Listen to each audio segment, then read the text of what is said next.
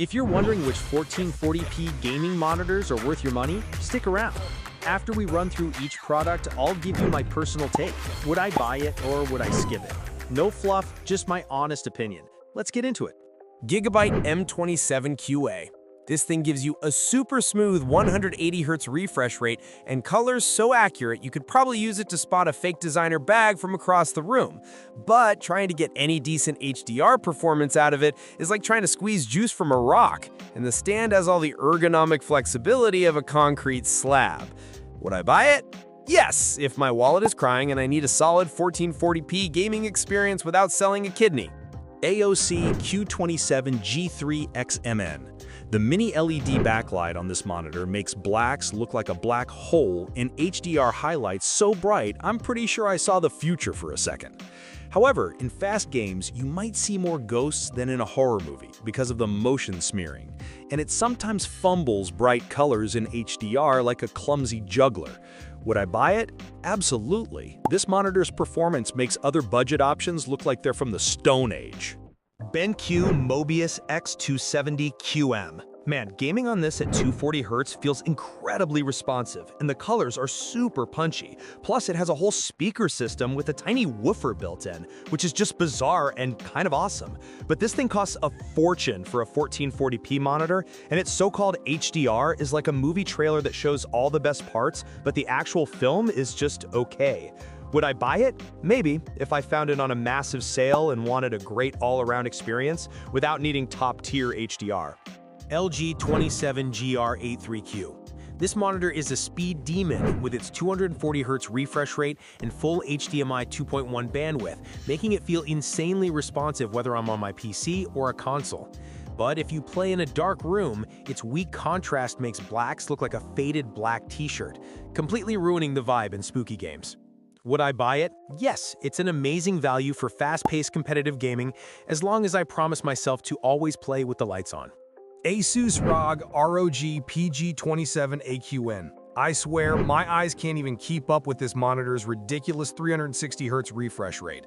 It's so fast it feels like you're cheating, and the colors are perfect right out of the box.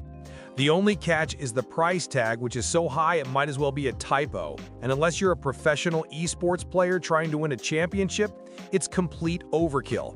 Would I buy it? No, my bank account literally screamed in terror when I saw the price, and I'm not good enough at video games to justify this kind of investment. MSI Mag 271QPX. Kicking things off, this monitor is stupidly fast, with a 360Hz refresh rate and colors so vibrant they make real life look kinda dull, all thanks to that QD OLED panel.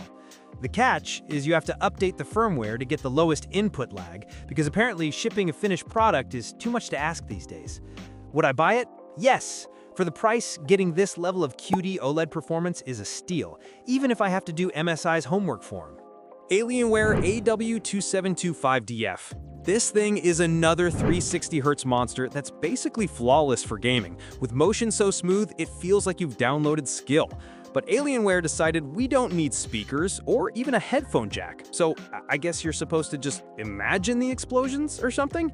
Would I buy it? Maybe. It's an incredible performer that gives the MSI a run for its money, but only if you've already got your audio situation sorted and don't mind the feature amputation. LG 27GS95QE.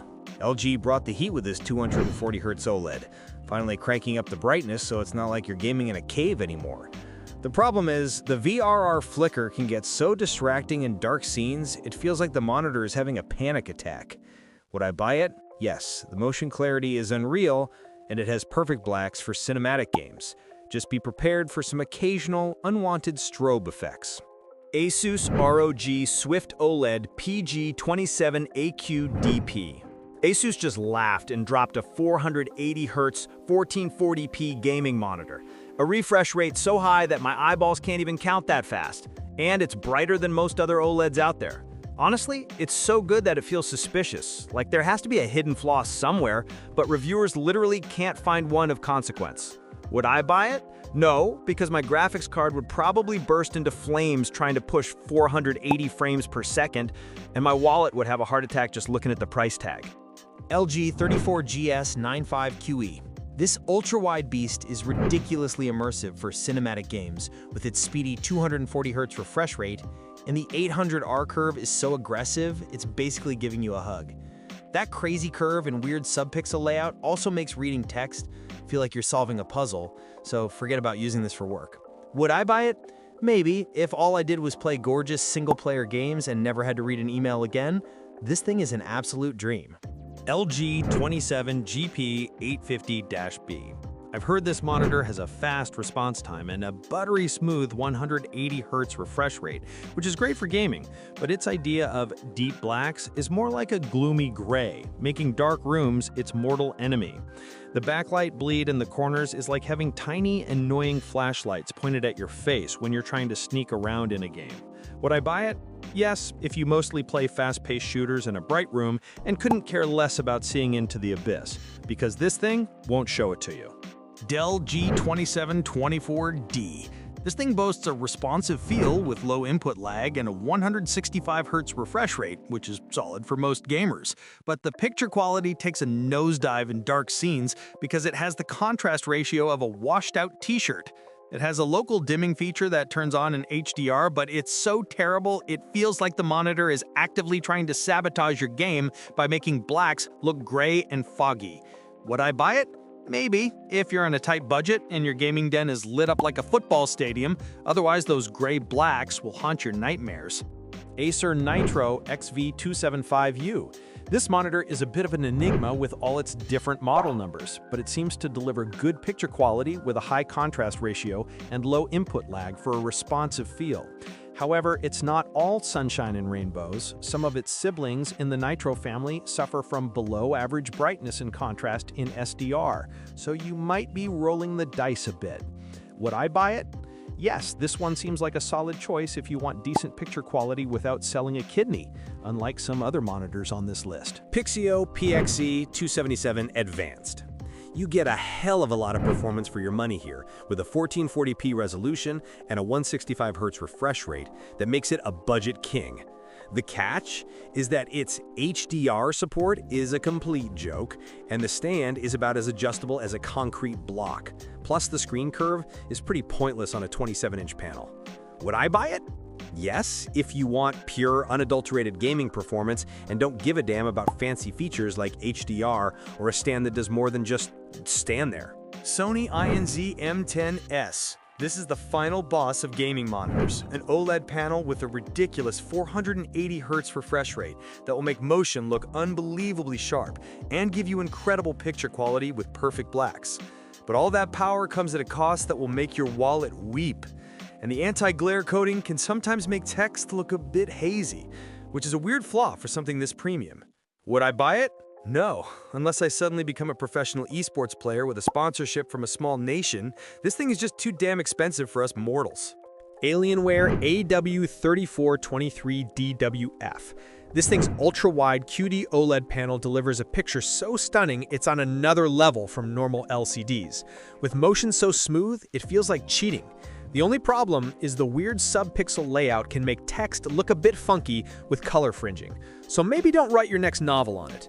Would I buy it? Maybe if I lived in a bat cave and only played games, because the immersive view is incredible, but that text issue would tick me off. MSI MPG271QRX QD OLED. This monitor has a bonkers 360Hz refresh rate that provides esports level performance with visuals so gorgeous they'll make you weep. It's also so damn expensive that after buying it, you'll be too broke to afford any new games to play on it. Would I buy it? Yes, if I had just robbed a bank and wanted a monitor that's faster than my getaway car, this beast is the one to beat for blending speed and beauty. LG 27GR95QE-B.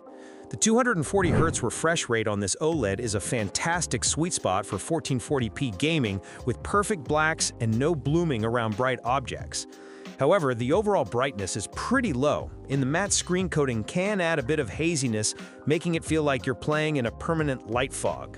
Would I buy it? Maybe, because the input lag is low and motion is fantastic for competitive games, but I don't live in a dungeon, so the lack of brightness is a deal breaker for me. Alienware AW2723DF. With a screaming fast 280Hz overclockable refresh rate, this monitor is so responsive you'll have to find new excuses for losing. Unfortunately, it's an IPS panel, which means in a dark room, the blacks look more like depressing gray, and the HDR performance is just terrible. Would I buy it? No, because while the speed is amazing, it's completely let down by a low contrast ratio that makes it awful for dark room gaming compared to any of these OLEDs. Gigabyte Aorus FO2 7Q3. This beast packs a third-generation QD OLED panel with a 360Hz refresh rate, making it a stellar choice for both sweaty esports tryhards and single-player story lovers. It's a bit power-hungry though, and the 18-watt power delivery on the USB-C port is so weak it couldn't even charge a Tamagotchi. Would I buy it? Yes. It's an outstanding gaming monitor with a fantastic feature set that holds its own against the competition, even if it is a little pricey. Thanks for watching. I hope this video helped you pick the 1440p gaming monitors for you. If you have any questions, drop a comment below. Links to all of these products mentioned in this video will be in the description.